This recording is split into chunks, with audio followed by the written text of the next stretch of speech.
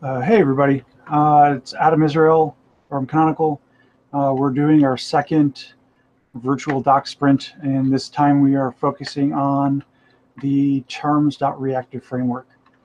We'll have a couple people maybe join us along the way, but we're just going to go through and I'm going to get started. If you want to follow along in pound Juju on Freenode, ask questions, file bugs, write some docs, anything you'd like to do to help contribute to the documentation.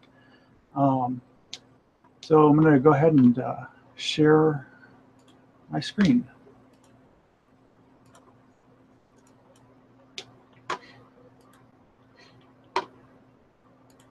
Okay, so the first thing I want to do is do some triage to check any outstanding issues that need to be addressed with documentation. And I've already gone through a little bit. If you're not sure where to start, anything labeled with help wanted is a good place for someone in the community to jump in and help out. We can also help to review pull requests to make sure A, that they're documented, and B, to check the documentation to see how they look. So the first thing I want to do is go through the change of the flag from states, which was a little confusing, to flag.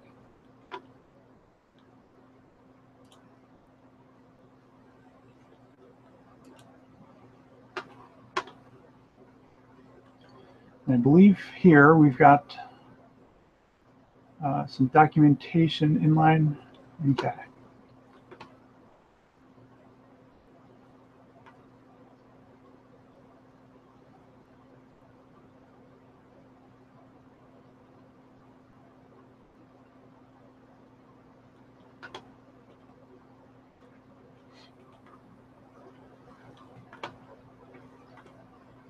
So we've got some good practice here. We've got documentation inline to describe what's going on.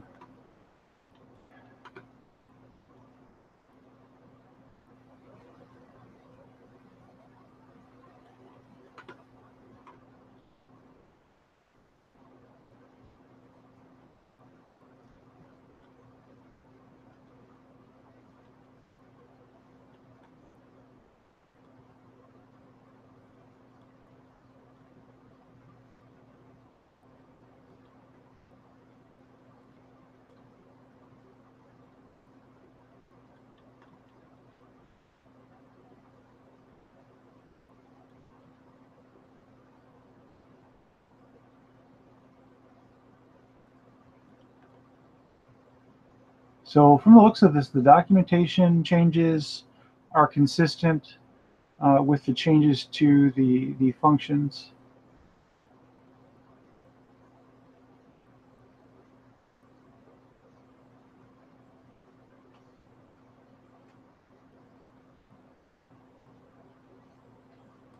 And here we're getting to the actual documentation changes that will be used to auto-generate the API docs.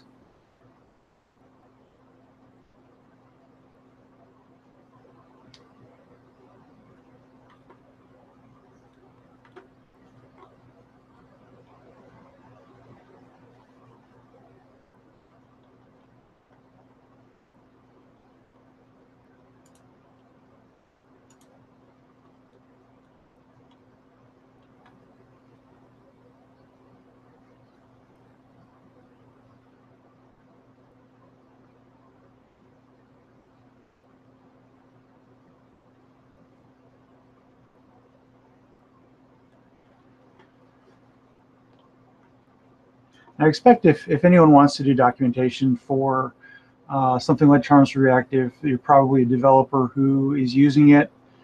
So think of things that you ran into while writing a charm that the documentation didn't cover. Maybe you had to discover it yourself going through the code, but anything like that that we can improve the documentation so that the next time around it's easier to find.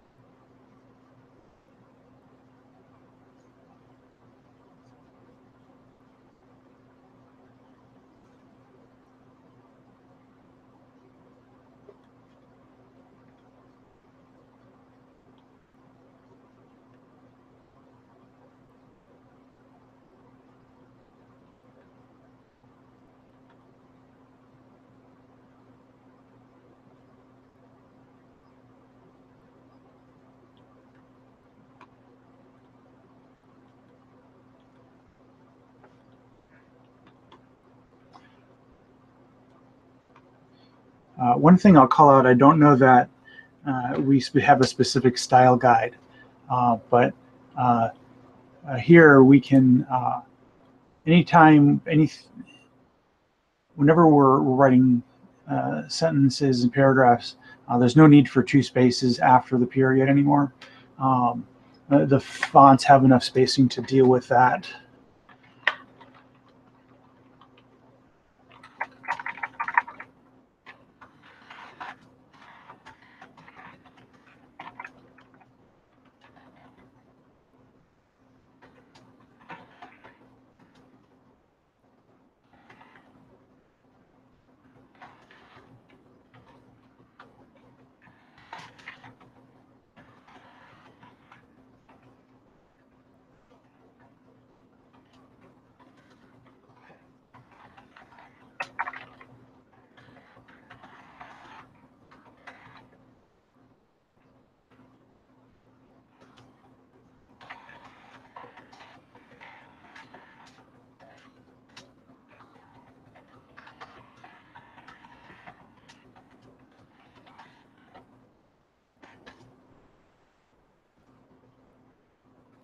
Okay, so what that brings to mind here is I think we should have a style guide that's well defined in public, so that if you want to contribute to docs, there's a good set of practices to get started with. Hey, Adam, thanks for joining. Hey. So I'm going through. I'm reviewing the refactor state to flag pull request, and what I'm doing also as I'm going through it is I'm opening up a new issue to create or implement some sort of generic style guide as part of the doc process. Maybe we can even find some sort of linter to apply that. Simple things like the way we spell certain words that are international, British Right. spelling versus US, 1 space versus 2, etc. Now, does the doc builder that the docs team use, does that enforce any type of style guide? I don't think it enforces any. Okay. So that's something to look into. I think that this is common enough problem that might be something already out there to do it, and we could look for that. But at the very least, just as like a check that can be manually run by the docs team before they upload documentation or as they're going through a review, I think it'd be useful. We should also file an issue to get this documentation generated by the docs team as well. Yeah, so there's one bug open right now for getting the documentation sort of consistent where it's at. It used to be on Python hosted, which is deprecated and down, but we have a lot of things that still link to it. So we need to find out if we can, if that page is coming back up and we can do a redirect. The current docs are on Read the Docs, and those are automatically generated from master. Okay. But we do need to get the documentation in the Juju docs to properly reference charms.reactive. I think in some points it points to the old broken docs, and it doesn't do a good enough job of calling out charms.reactive, where to get it, what it is. So I've got a couple issues open for that. Okay.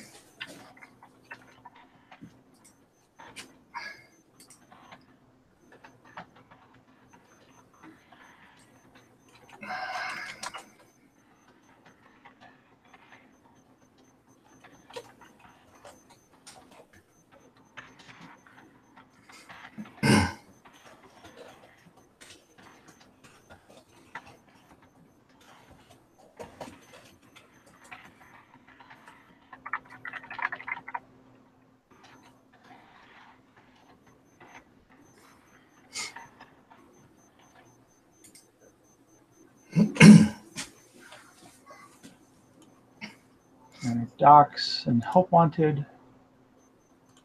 Okay. Do you have an issue for the getting started type of guide that's already on jujucharms.com? Yeah, so let me find it here.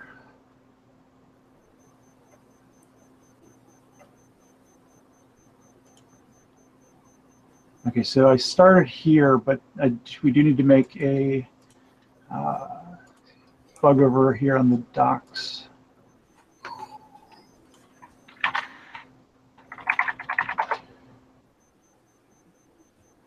Okay. So there's an open bug about this. Let's see.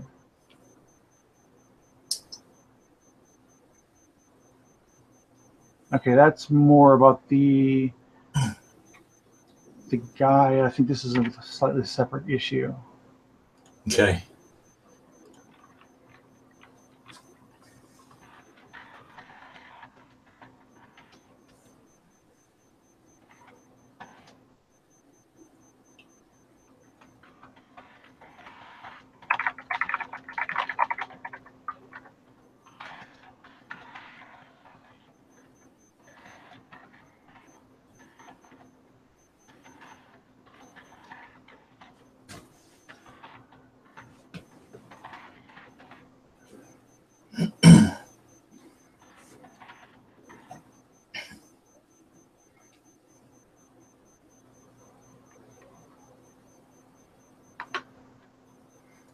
The phone that's broken too.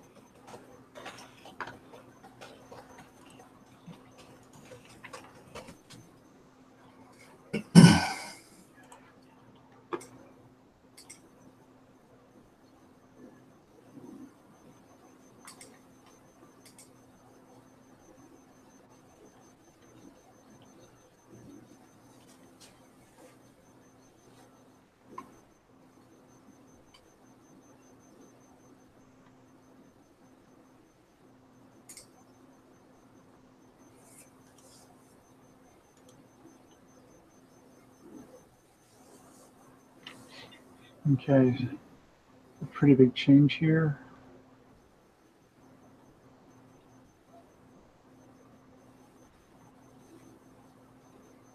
Okay, so this is being restructured a bit. Mm-hmm.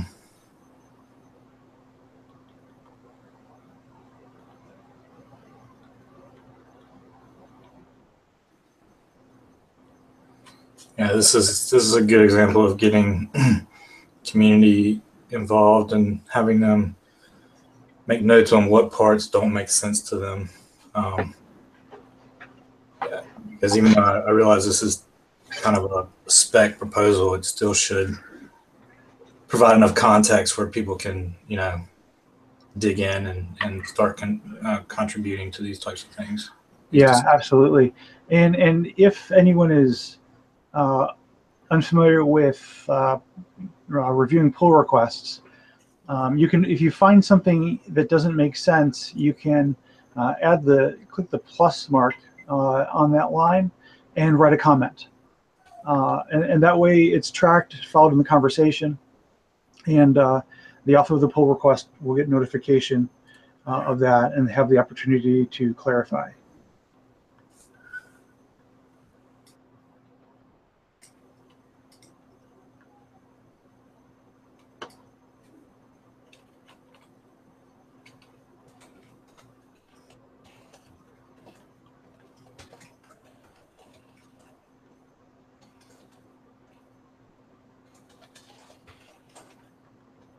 So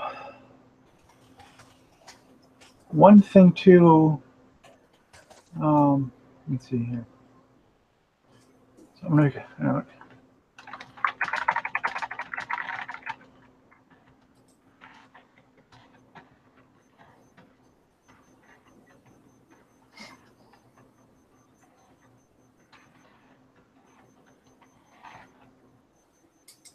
so I'm a big fan of visualizing things whenever possible. Layers are a thing that is really nice to represent, and I find people understand it a little bit better when we have some kind of diagram to show how they stack up. Yeah, I agree.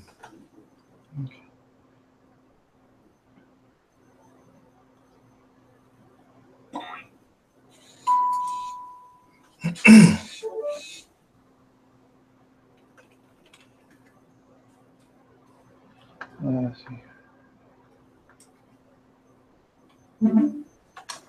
Yeah, I agree with that.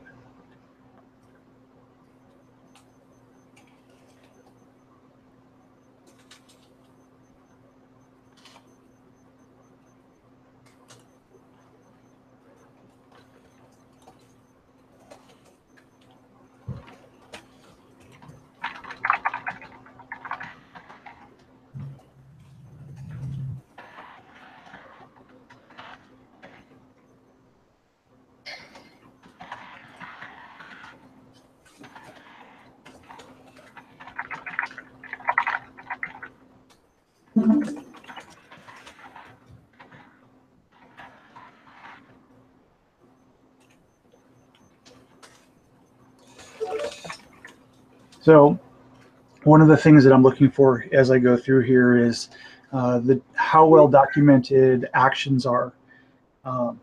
We don't have yet, there's a pull request, there's a bug open for it, but we don't have first class support of executing actions, although it's completely functional. I've been using it in projects for probably over a year. But I run into people who don't realize that they can do it with Reactive Framework.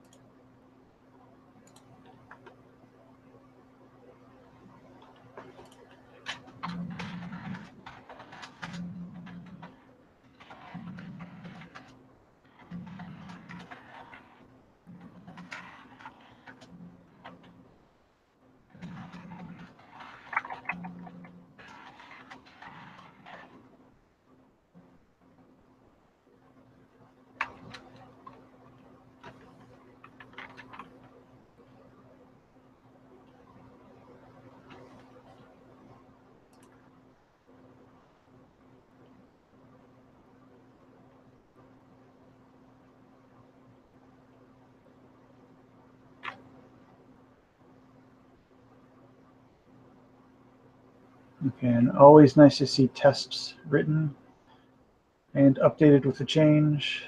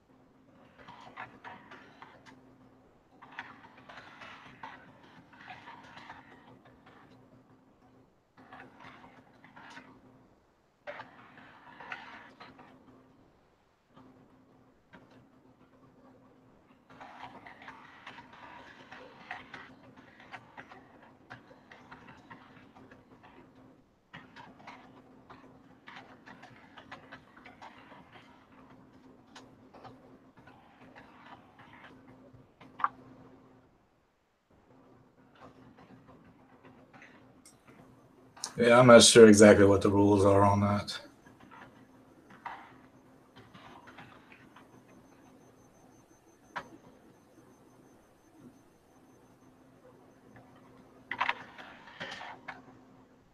I've run into this in the project that I work on. And what I started doing is converting it over. I haven't found a lot of best practices. Some projects touch every file. Some of them just use the license in the root. But I think keeping a license and a copyright file in the root makes a lot of sense.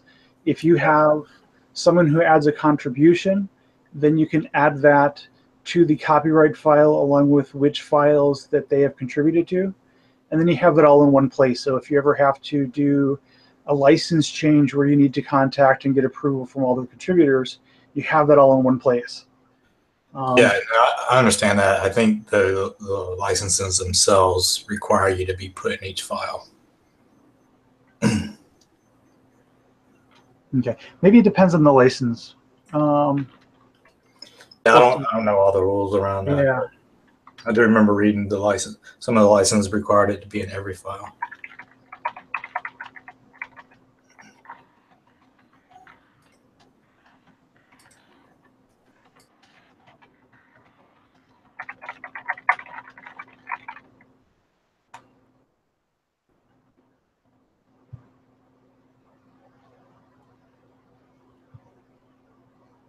Okay. So I think we've gone through there. I just want to skim back through the top and make sure I didn't miss anything.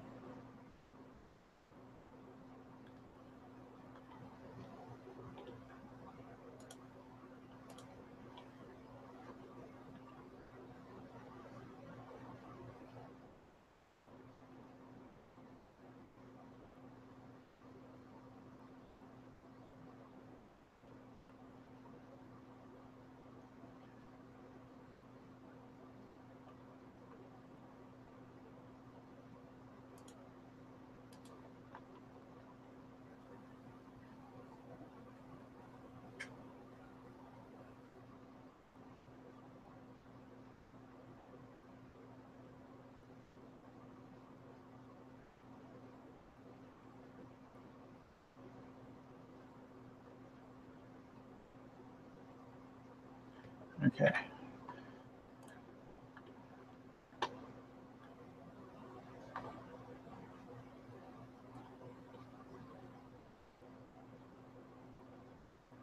Okay, and I cleared those in. All right, so all in all, I think this looks pretty good. Couple documentation nitpicks, but nothing that's really a blocker. And I'm excited to see this one land. This one's been in the works for quite a while.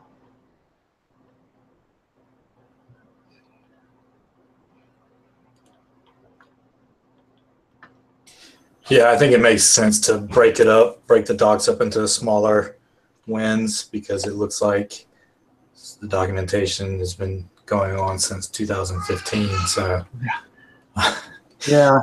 maybe break that up a little bit. Yeah, and one problem we always face is going through documentation and then having um, examples that don't work. Yeah, I'm yeah, wondering if, and this is just spitballing, but I'm wondering if there's a way that we could build include examples and documentations from code that has some unit tests against it, so that we can, as part of the build process, it verifies that the code is still functional. yeah. Somebody had come up with this literate programming where you build the docs from the code itself. And there's another thing. Perl used to have this thing called smart comments, where Hmm. your comments in the code could be evaluated, so you can make sure that the docs really mean what they say as far as what is expected from the code itself. But yeah, I mean, Yeah. not that I know of. Okay. I'm just going to open something. This is going to be a wish list item.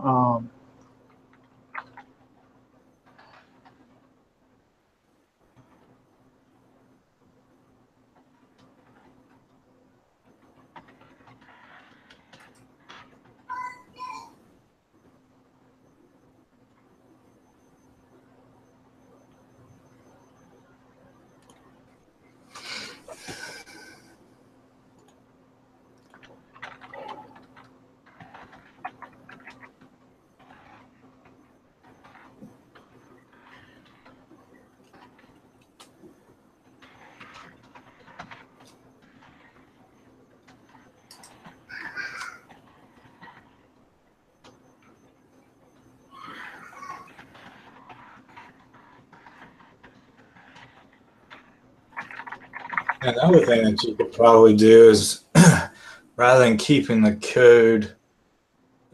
code blocks in the docs themselves, Yeah. do like JavaScript import with the gist or whatever from GitHub, Mm-hmm. and then you could test all those examples in that one repository, and maybe that would be you know be enough as far as making sure things examples still work as shown.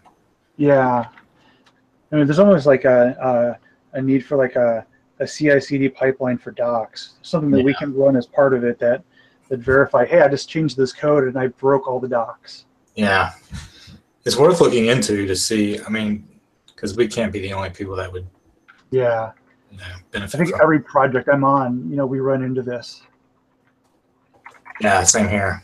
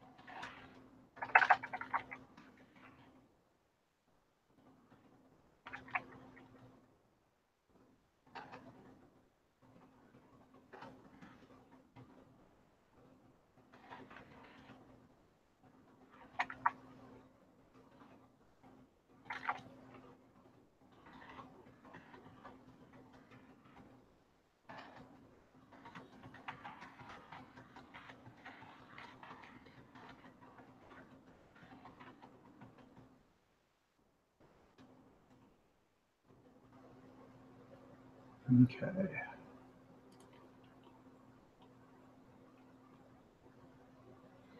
Okay, we saw this in the pull request, so I'm not going to go through here too much yet. What about the API itself? Is there examples in that documentation? I know we wanted to not surface some of those and only surface the ones that we wanted developers really messing with. Yeah. So, I think that's worth probably a bug report on its own. Yeah, because I always find examples with the actual API calls are pretty helpful. Yeah, like if you get started here, like I don't know which one of these I should be looking at. Yeah, yeah, Do we know exactly. that like bus is private and shouldn't be exposed? Right.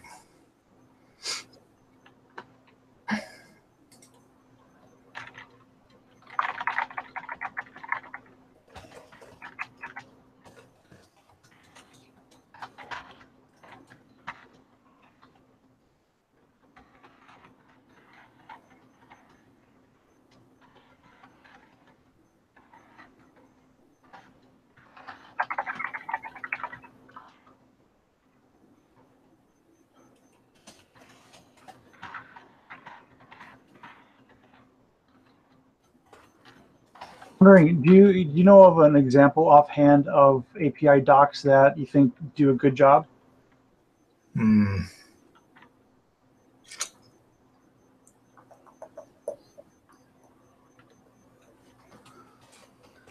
That's my.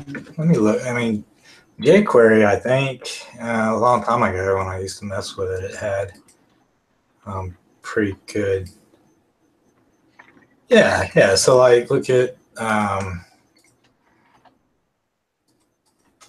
like that link.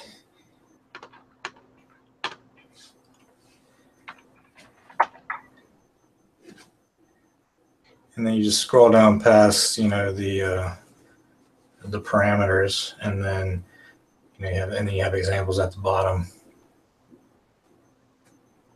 Okay, yeah. Let's see what we have here.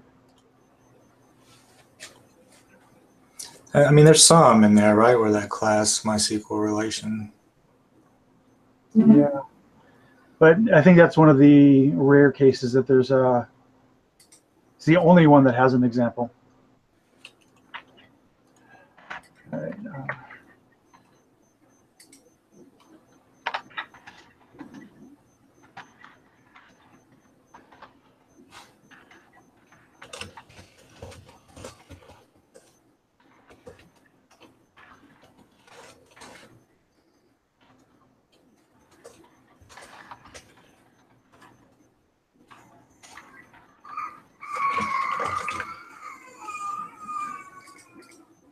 Sorry. That's okay.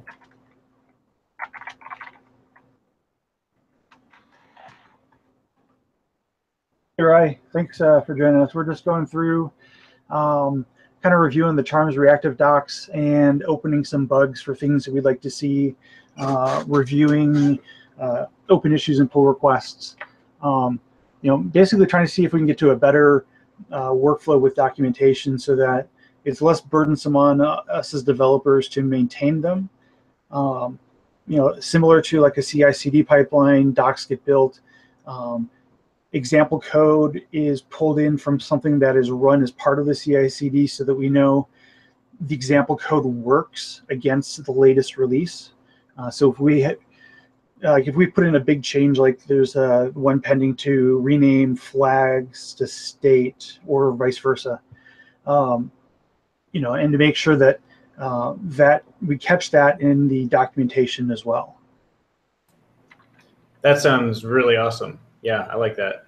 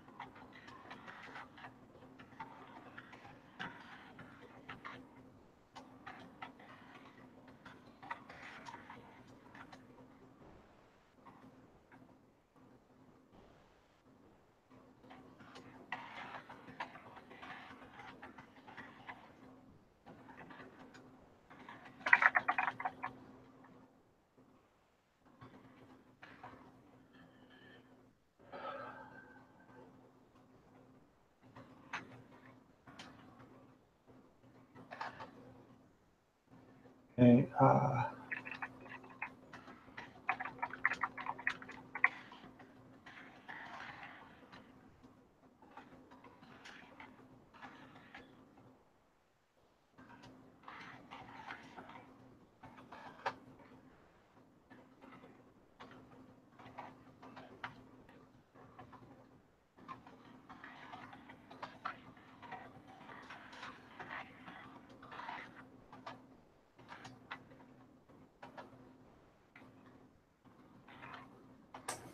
That other issue we're looking at also mentioned idling the APIs that I'm sorry, say again?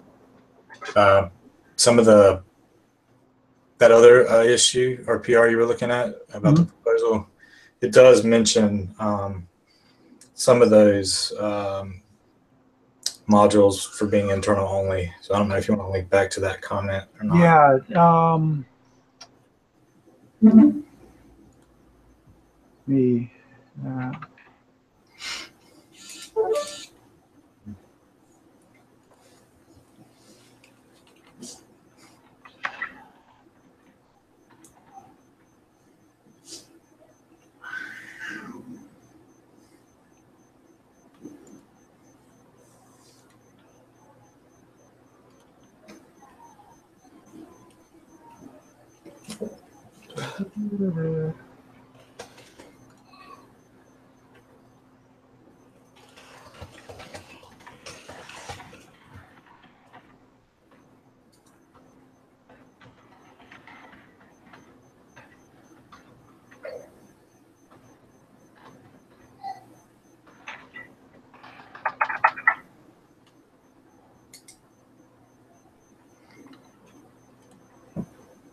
Yeah, that was it.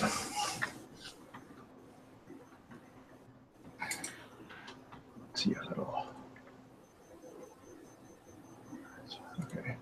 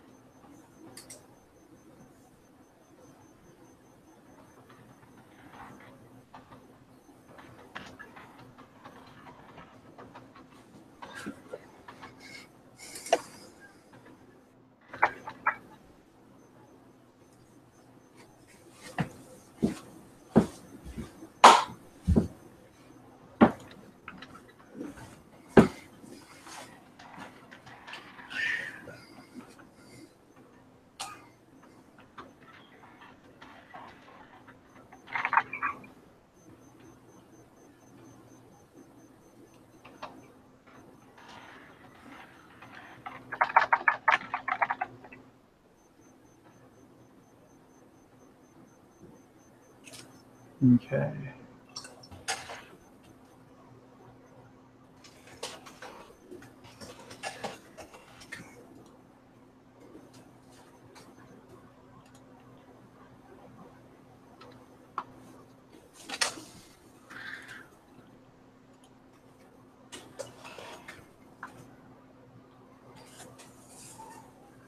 Okay.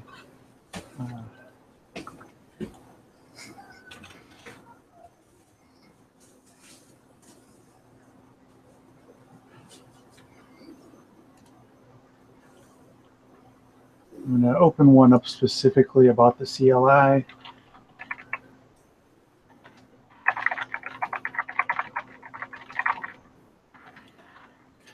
I'm trying to break down the open requests a little bit so that there's smaller things to tackle if someone comes along and wants to contribute.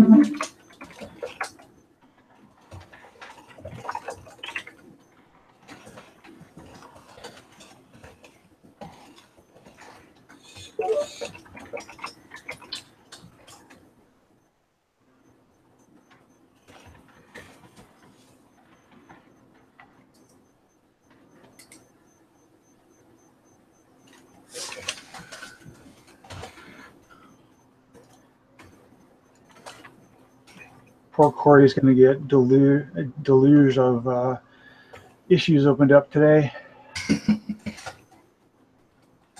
Okay. So bus we know should be private.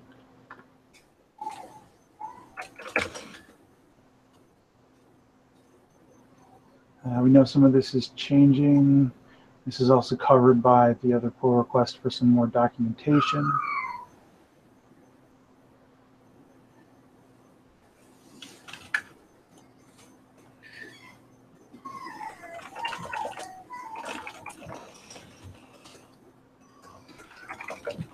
Okay. Yeah, I think just as a general thing with documentation, you know, we saw last week and then this week, and I'm sure we'll see again, is you know, good examples are so much better than just reading, you know, paragraphs of text or you know, straight translations of function definitions. Real world examples too. So I don't know if we have any sort of first class charms written with reactive that we want to call out specifically as a good example for someone who wants to sort of dissect one that works. You know, I mean, whenever I'm working on something I can't quite get it working, I look to see if someone else has done it and then go through and see how they did it. It'd be good if we call that out more. You know, we could, you know, maybe have a separate section in the docs, a references section to talk about that, to link to those. Okay.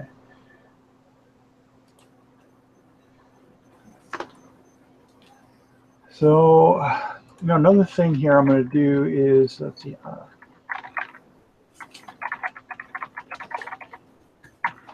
I'm wondering if I can find any discussion. Here we go. Oh, here's a good example. How to run and debug a reactive term. And there's no accepted answers for that. This is a good question that the docs could address to some degree. I mean, there's overlap because it's not necessarily the reactive charm that's being debugged, but we can link to the documentation on debugging and then talk about the reactive specific parts. Yeah, it makes sense.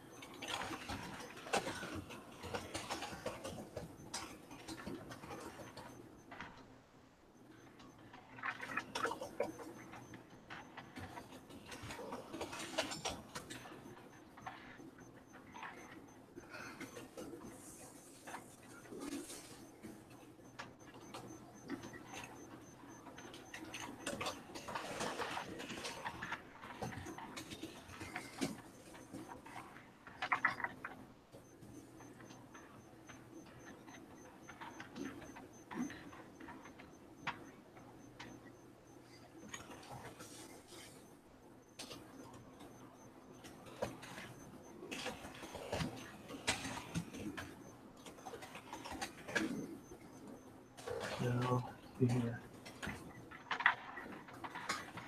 I'll look for more questions here. So here's a good example. I wonder if we can do some kind of curating of ask a bunch of questions to sort of ingest questions raised about documentation or libraries up to the issues of the in the repository, so that they're tracked a little bit better. Because like this here, this was what, 9 months ago. No real answer, and I don't want a user like this to get frustrated because they found docs that didn't explain it, and then no one came along to ask or to answer that. Yeah, you really have to kind of remember to go look at Ask Ubuntu, throughout your day, and I'm at fault for it too. I tend to not do it every day. Yeah, like I usually, like, I set up tags to track some of my my pet things that I like LXD and Juju and stuff, and of course I never remember to go and look, which probably should go on my calendar, but there's that Zapier service that could be beneficial. Will they work against? I guess they probably. I more use if this then that because it's Zapier. You get to a certain point and they charge you. If this and then that. Yeah, if this then that. I've been using that one quite a bit with some of the IoT stuff I'm playing with. But yeah, so I think that's probably good, and that'd actually be a really good blog post to talk about that. But I do think. Is this one free? Sorry. I was saying anything repeatable that we're doing, like checking Ask Ubuntu for specific tags or keywords, is something that we could automate and pull in. I think this is a larger issue to pull up or to bring up with the team. I know we've played with various dashboards before. But when we're doing support on things on IRC, on mailing lists, Ask Ubuntu, there's active communities on Reddit that we don't probably pay attention to as much as we could. In a way to just show us new items that that haven't been followed up on. I think will go a long way to decreasing some user frustration. All right. There's that if then that has a Reddit service, so we could start with that. It doesn't have a Stack Overflow though. So. Okay. And that might be something we can get added. I know that I'm not logged in here, but they have GitHub too, so we could definitely link those.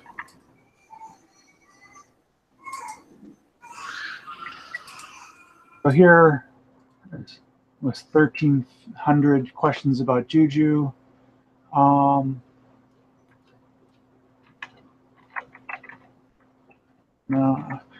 I'm surprised if they didn't have some sort of feed that we could pull.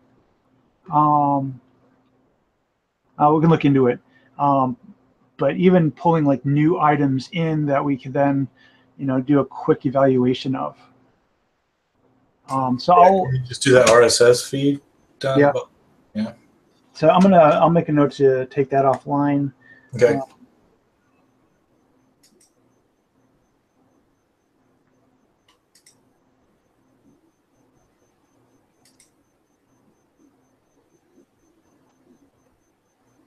Not strictly a documentation thing, but as someone who does documentation, when you take a look and you see the things that people are complaining about or trying to figure out and having problems with, that's a good place to, at the very least, transform that into an item that someone can do. Yeah, definitely. Okay, so we had about 5 minutes left. Hopefully we've had a couple people watching as we go, or we'll come back and watch the docs later. So do you have any suggestions for what we should look at next week? Do you want to go on the chopping block and do Conjure Up? Yeah, we can do that. All right. For people who don't know Conjure Up, Adam, why don't you explain it? You do a better job of that than I will. So Conjure Up is basically the face of big software installation these days, where Juju is a complicated thing and distributed software is a complicated thing, and Conjure Up tries to simplify it in a kind of a hand-holding, step-by-step way. For example, we can get you set up with a Kubernetes cluster on any cloud or localhost or our MAS platform with just a few clicks. So that's pretty much the idea behind Conjure Up, is to simplify big software installation no matter what cloud. Okay, awesome. So we'll go with that next session, which will be in 2 weeks from today.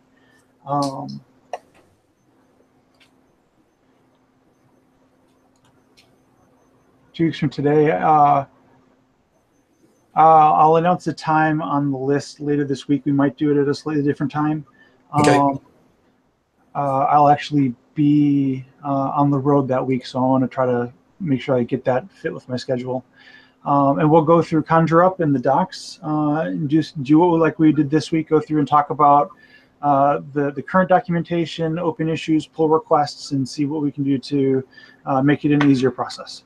Great. Sounds good. Thanks, everyone, for tuning in, and Admin Rye for joining me, and we'll talk to you next time. Yep. Thanks, guys. Bye.